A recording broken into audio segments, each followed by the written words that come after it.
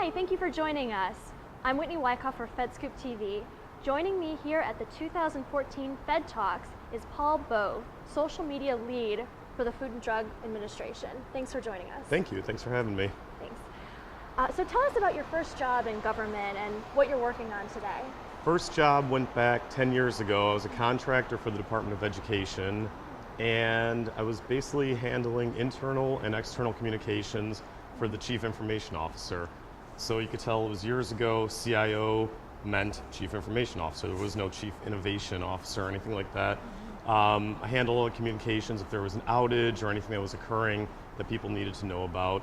And now I lead the social media initiative for the FDA, basically sharing information about food and health, drugs, anything that we happen to regulate on behalf of the American people. We'll let them know about recalls, new products coming out, and different things like that, with multi-million people, multi-million person audience watching and listening to what we're doing. Great, great.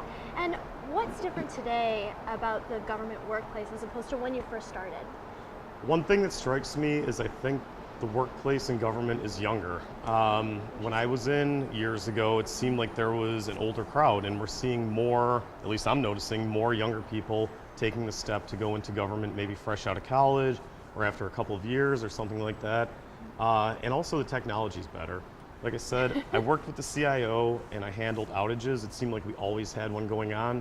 Sure. Knock on wood, I can't say the last time there was an exchange outage, for example, at work or anything like that. So I think the technology's gotten better, and it seems like there's more freedom to work on things that you want to. So I'm seeing a better push to get people to do what they want to do, to maybe to keep their interest up. That's what I'm noticing. Great. And what would you say have been the keys to your success within your government career? Education, definitely one part of it. Going back to school, to grad school, taking opportunities for training whenever they're available. Like if there's funding money that's available, you know, if there's courses that I could take, I'll take them. Even if it's not directly related to what I do, I figure that at least I can learn a little bit more that can help my job. Events like this, you know, you come listen to thought leaders at a Fed Talks event or something, it's like, oh wait, there's a lot of people who have a lot of information, so I'm going to come to these. And then networking. You know, you often go to an event, you see somebody standing, playing on their phone or something, go talk to somebody, say hello, listen to what they have to say. Maybe it's another opportunity for a different job that might be of more interest, or maybe they happen to know something that'll help you in your current job. So all these types of face-to-face interactions seem to be helping. Like I said, education and training are probably the keys. Interesting, interesting. Now, entering government service as a young professional can, you know, be a lot of things: complex, intimidating, and overwhelming. What is the best way a person just starting out to navigate this complex world and get a place to where they feel comfortable and confident within their career path?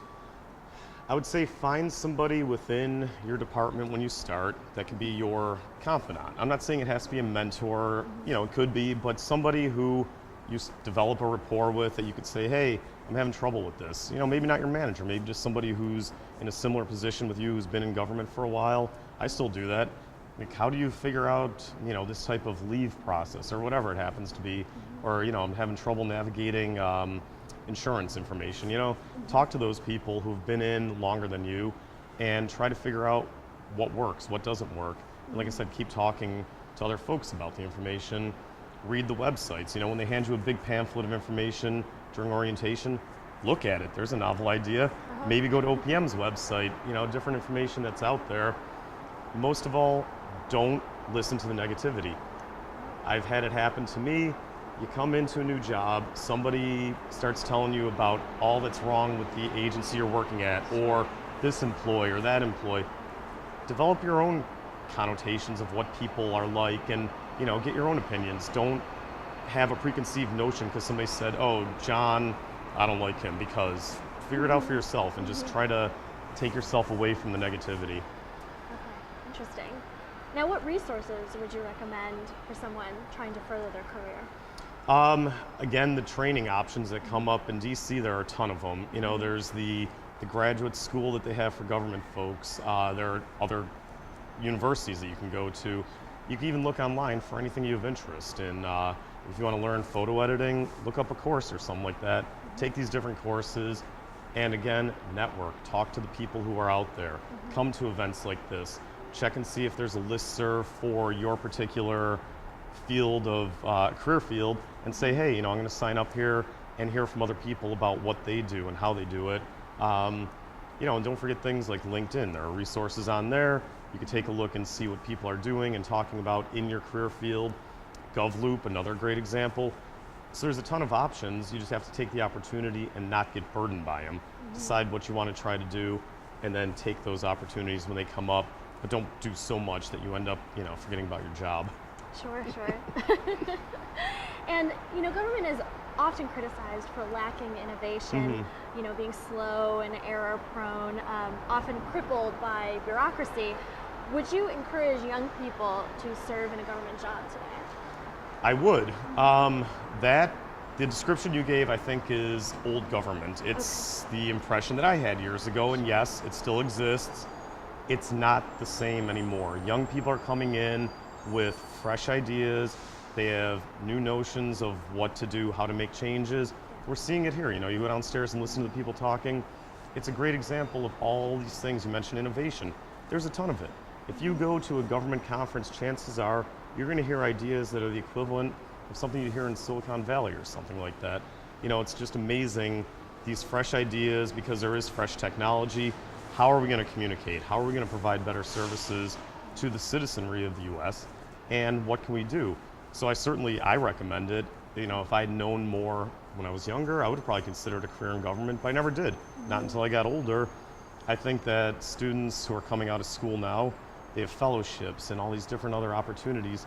Take them, look into them, and consider going into government right away. It's a great place to learn. It's a great place to show them what you've learned and to help people. That's basically what we're trying to do, I guess, is help America, help the U.S., help citizens.